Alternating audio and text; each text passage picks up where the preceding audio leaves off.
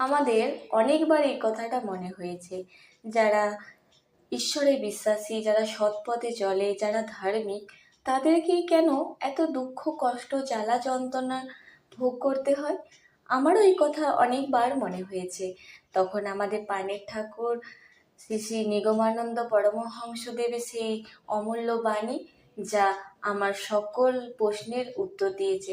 ঠাকুর অবশ্য তোমরা হিন্দুর ছেলে, শাস্ত্রানুসারে দেখিতে পারিবে কি ধর্মের পদাশ্রয় লইয়ে কে সংসারে সুখী ছিল, বরং ধার্মিকেরই পদে পদে দুঃখে কষ্টে পিষ্টে হইয়াছে। স্বয়ং শ্রীকৃষ্ণের আশ্রয়ে থাকিয়া পাণ্ডব ও দ্রৌপদী কি বিড়ম্বনা ভোগ করিয়াছে জানো নাকি? তবে তোমাদের দুঃখটাকে আমার প্রদত্ত পুনঃ পুনঃ জানাইয়া ফল কি?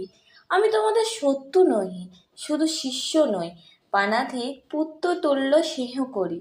যদি তোমাদের সকল দুঃখ দূর করিবার ক্ষমতা থাকিত, তবে কি নিশ্চেষ্ট হইয়া ছেলে মেয়েদের দুঃখ দেখিতে পারিতাম?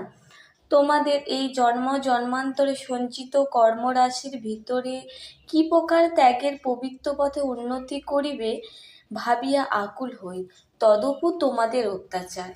তবে যাই করো, যে পথেই চলো, আমি তোমাদের মঙ্গল কামনা করিব ও তোমাদের জন্য জগৎমাতার নিকট কাঁদিব। আর কি করিতে পারি? তাহলে দেখেছেন আমাদের ভগবান কত দয়ালু।